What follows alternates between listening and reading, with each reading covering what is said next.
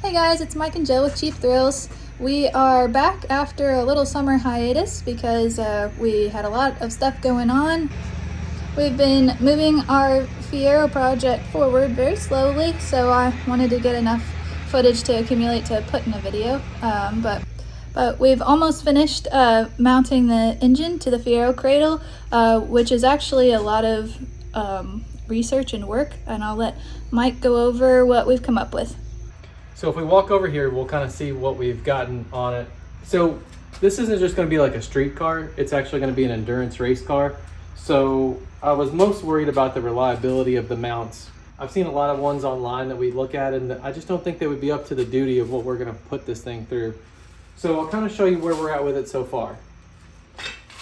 So if you walk over here, you'll see we haven't even really talked about much about the cradle. We put this 2x3 I think it's 1/4 inch thick steel, at least 1/8 inch thick. It's pretty heavy duty. We cut the original cross number out and went with this.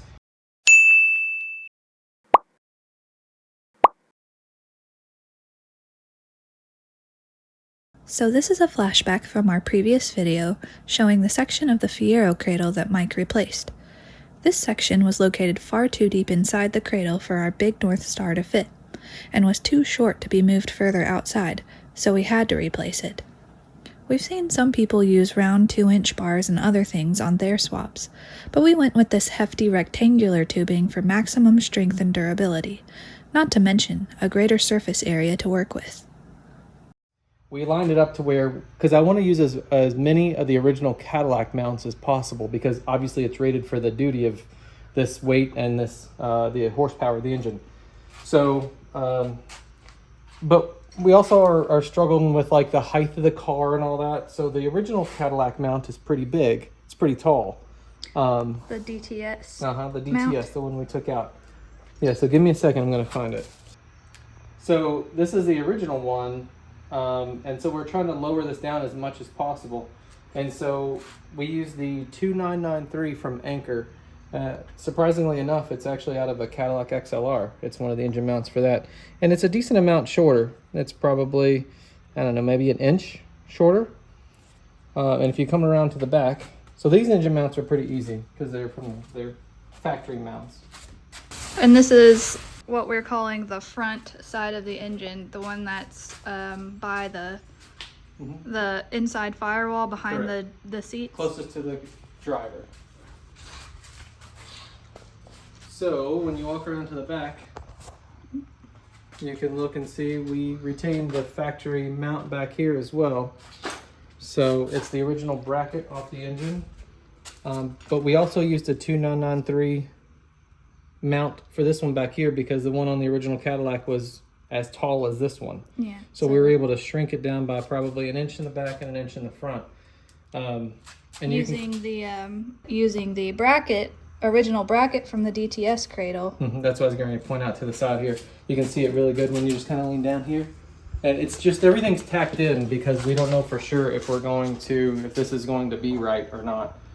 So we hope that it's going to be. This is some footage I got of us removing that mount bracket from the original Cadillac DTS cradle and tack welding it into the Fieros, so you can get a good idea of what it is and where you can find it. This is actually the first mount Mike worked on, and once attached, it really helped anchor the engine in place, so that we could work on the other mounts a lot easier.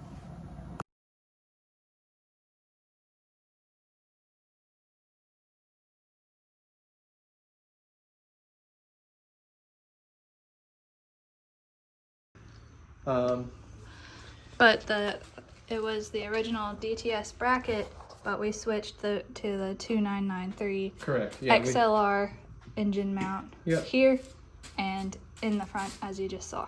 Yep, so we cut that off the cradle. So we tried to use as many parts off the cradle as we possibly could. So these actually went pretty straightforward, and there probably wouldn't have been this delay in the project if everything went as easy as this. Where we started hitting the issue was over here on this side. So unfortunately, the mounts for the 4T80E are right here. And in the Cadillac, they actually have the mount actually outboard of the cradle and they take the control arm and they go way around it. They give all this room right here for the mount, which let me grab the mount and you'll see. So just to show you the way they had it on the Cradle, the Cadillac Cradle, here's the big motor mount, transmission mount. And this bracket, actually, I've modified it. It's turned around this way, and it would be hanging out here. So this mount would be here, and this is how they hold it to the Cadillac Cradle. They actually just have these two pieces effectively welded to the side like that. And it'd been nice if we could have done the same thing, but there is really no way that I felt comfortable having this big old mount hang out here. And so really it needed to be where the control arm is going. Exactly. Yeah, there was no way we were gonna to do anything, you know, because it's just when you're trying to line everything up, that's the hardest part. You know, it's much harder than just unbolting something and putting it back together when you have to try to make your own stuff. And interestingly enough, on the older Caddies, they actually hung the transmission and engine off of the body of the car. So I even have one of these mounts too. And it's like, well, maybe I can do something with this. But once again, still everywhere where this came up, the control arm was right in the way of it. And the likelihood that we could hang this off the body of the car, I just didn't want to really worry about that. I wanted the Cradle to be the support for the engine, just from reliability, durability type thing. I'm just gonna zoom in at this point to show.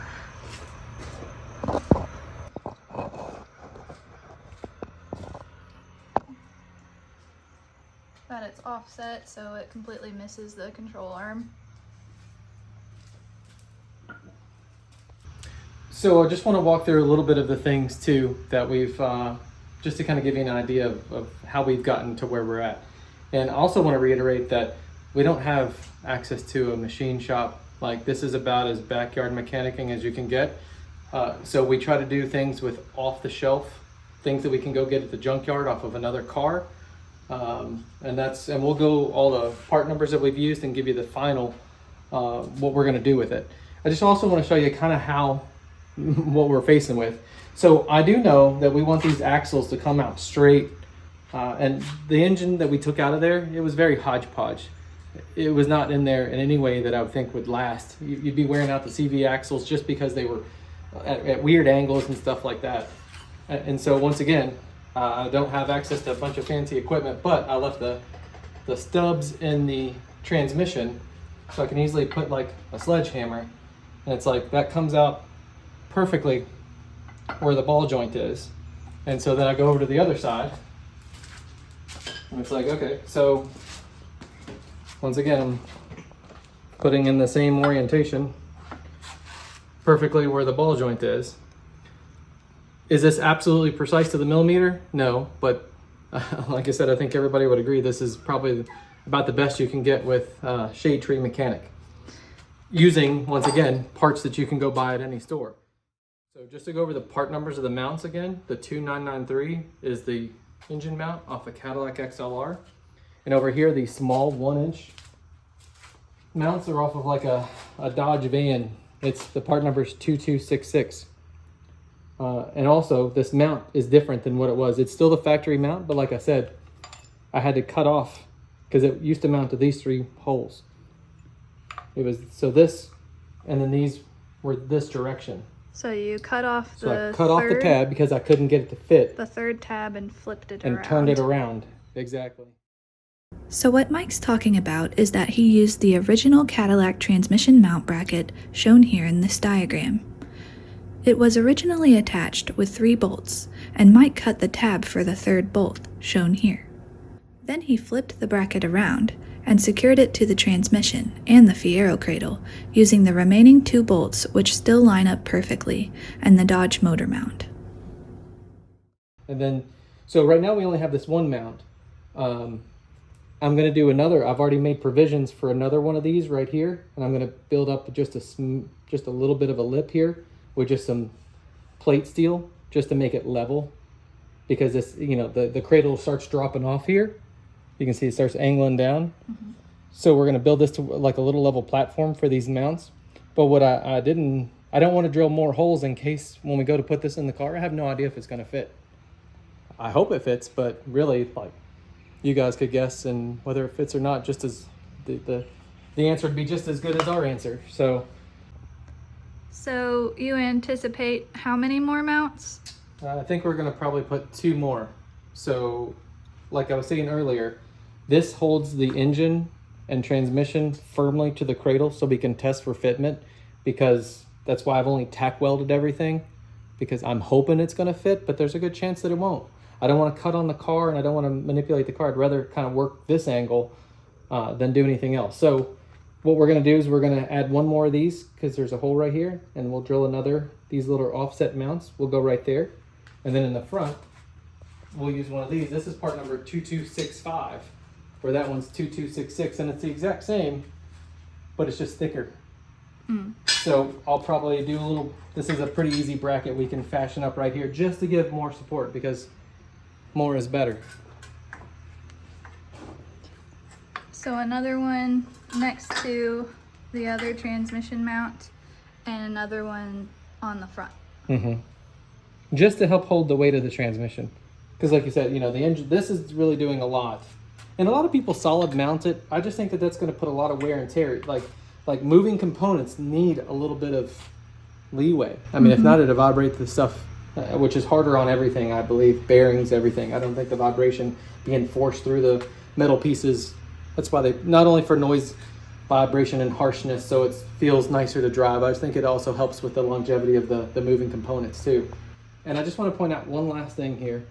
Well, first of all, like I told you, shade tree mechanic, backyard mechanic, whatever you want to say, like this literally is what I've been buying the cheap mounts that we can find off of AutoZone.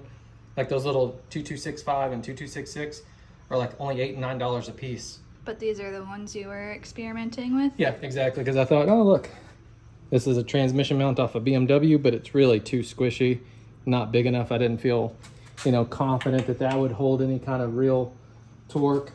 This is another, I don't remember what it came off of, but another older vehicle mount. It had some locating tabs that I had to grind off. I don't know, I guess it'd have been okay too, but I just kind of like the square, looks more, it fits perfectly on the lip of the cradle. I kind of like that factory look. This looks like square peg, round hole. Square pig. Square pig, like spider pig. Anyway, follow up, you'll have to kind of stoop down. I think you can tell something looks right is when it looks like it's supposed to be up in there. And you can see the oil pan's pretty well protected from the cradle. It looks square inside there. Yeah, I think it looks like it's supposed to be there.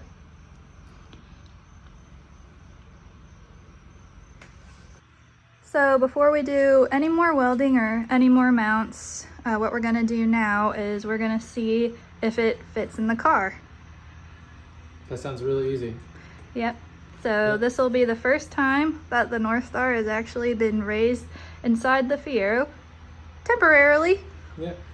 We just need somebody to come do it. I don't feel like it. There is nobody else, bro. You're it. Story of my life.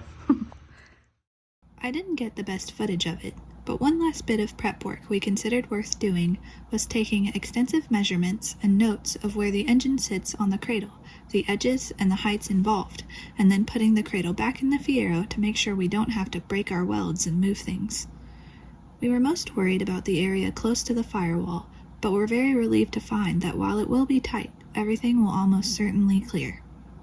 While some people work better flying by the seat of their pants, Mike and I like to prepare as much as we can in advance to get it right the first time. And yes, that is nail polish. What can I say? We couldn't find a marker.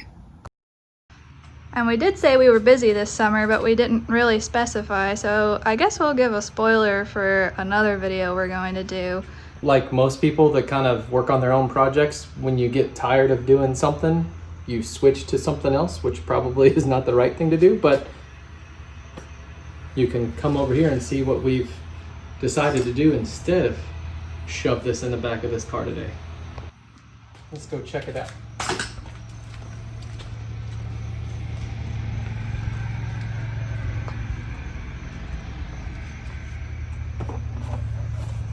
If this doesn't give it away, I don't know what else will.